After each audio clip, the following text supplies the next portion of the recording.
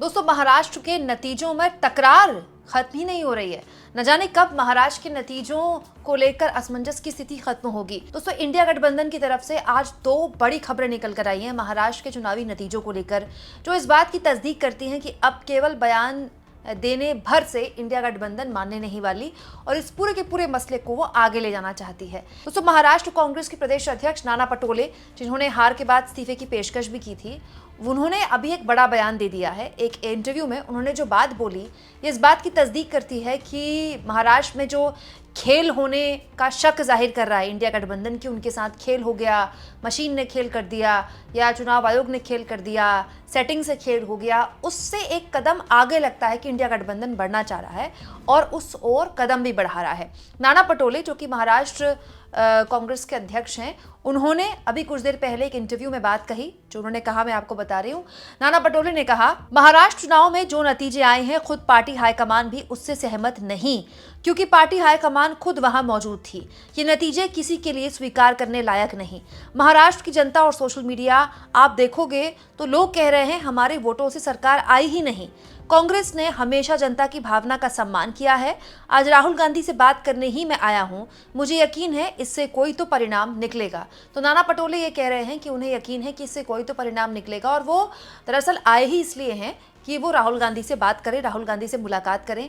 दोस्तों, आज राहुल गांधी फिलहाल तो दिल्ली में ही हैं और उनसे कितनी बात हो पाती है नाना पटोले की, ये तो देखना दिलचस्प होगा। लेकिन नाना पटोले, जो कि प्रदेश अध्यक्ष हैं, वो अगर कोई बात मीडिया में कह रहे हैं तो पूरी जिम्मेदारी से कह रहे होंगे, उनको उनकी पार्टी का सपोर्ट होगा तब भी वो कह रहे होंगे। और जो बात नाना पटोले ने कही दोस्तों, एग्जैक्टली कुछ ऐसी ही बात कल शरद पवार के पोते रोहित पवार ने भी कही। रोहित पवार ने मीडिया के आगे कहा, महाविकास आघाड़ी के लीडर्स को जैसी उम्मीद थी वैसा कुछ भी नहीं हुआ, लेकिन जो भी सर्वे हमने किए थे या मीडिया ने किए थे उसमें कांटे की टक्कर दिख रही थी। सभी सर्वों में हमें 120 उम्मीदवारों की जीत दिख रही थी, सीधा 45 पर आना ये बहुत हैरान करने वाला है। अब हम इस मामले में एक रणनीति बना रहे हैं, लेकिन लोग भी खुलकर बोल रहे हैं। महाराष्ट्र के सारे प्रोजेक्ट गुजरात गए और गुजरात से आई ये ईवीएम मशीनें, ये सारी मशीनें गुजरात से आई हैं, ऐसी चर्चा है। कई उम्मीदवारों के खुद के गाँव में नेगेटिव वोटिंग कैसे हो गई? ऐसा नहीं होता है। जिस दिन वोटिंग हुई थी उस दिन बूथ ऑफिसर्स का भी अलग तरह का विचार है, कुछ तो गड़बड़ हुआ है, ऐसी चर्चा है। और उस चर्चा को दबाने के लिए दो ऐसे राज्य में चुनाव करवाए गए, जिनमें से एक में जैसी सरकार चलती है चलने दो और दूसरे में ईवीएम हैक कराने की चर्चा है। 222 से 223 एनडीए के चुन के आए हैं, फिर भी वो लोग जश्न नहीं मना रहे हैं। महाराष्ट्र में कोई जश्न ही नहीं है, क्योंकि लोगों के मन के खिलाफ मैंडेट मिला है। अब ये कैसे हुआ, हम इस पर रिसर्च करेंगे।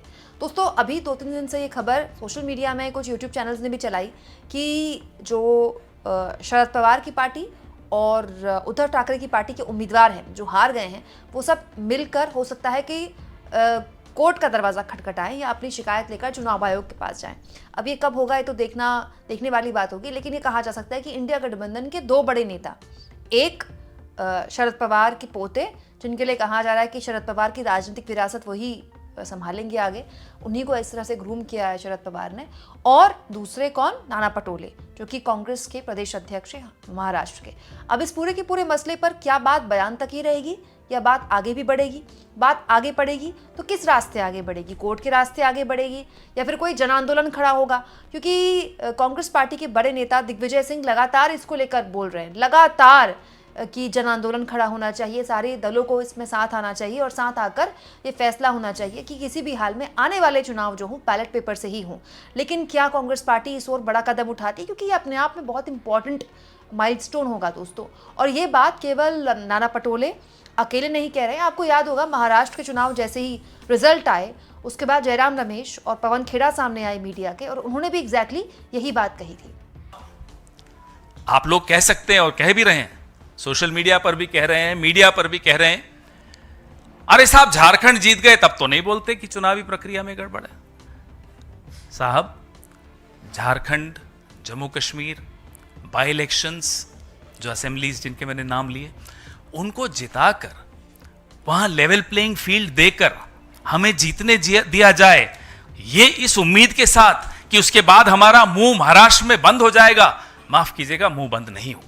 तो दोस्तों, सोशल मीडिया में बहुत से ऐसे लोग हैं और ऐसी बहुत सी संस्थाएं हैं जो इस मुद्दे पर लगातार बोलती रहती हैं, लेकिन जब भी चुनाव में विपक्ष चुनाव हारता है और इस तरह की बातें करता है, मैनेजमेंट की बातें करता है, खेला होने की बातें करता है, या फिर किसी तरह से किसी भी तरह की संस्था का गलत इस्तेमाल होने का दावा करता है, तो लोग यही कहते हैं कि जब हार जाते हैं तो ही क्यों इस तरह का बयान देते हैं। और अब फिर क्योंकि इंडिया गठबंधन की हार हुई है, तो क्या ये बयान केवल इस तरह के ही बयान माने जाएंगे, या फिर इस बार विपक्ष किसी बड़े एक्शन की तैयारी में है। हालांकि विपक्ष के लिए करना आसान नहीं होगा, क्योंकि हो सकता है कि महाराष्ट्र के जो दल हैं, चाहे शरद पवार हों, चाहे उद्धव ठाकरे हों, वो इस पर सहमति जाहिर कर लें।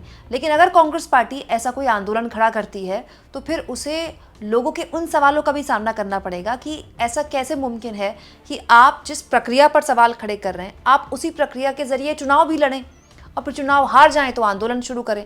तो अगर कोई आंदोलन या कोई भी एक तरह से जागरूकता अभियान कांग्रेस आगे लोगों के बीच बढ़ाती है, या कोर्ट जाती है इस मामले में, या किसी भी तरह से चुनाव आयोग के पास जाती है, जो कि पहले भी जा चुकी है वो, तो उसको इन सवालों का जवाब भी देना पड़ेगा कि अलग अलग राज्यों में जहां पर कांग्रेस की सरकार है, वहां इसी सिस्टम से चुनाव हुए हैं, वहां बैलेट पेपर से चुनाव नहीं हुए हैं।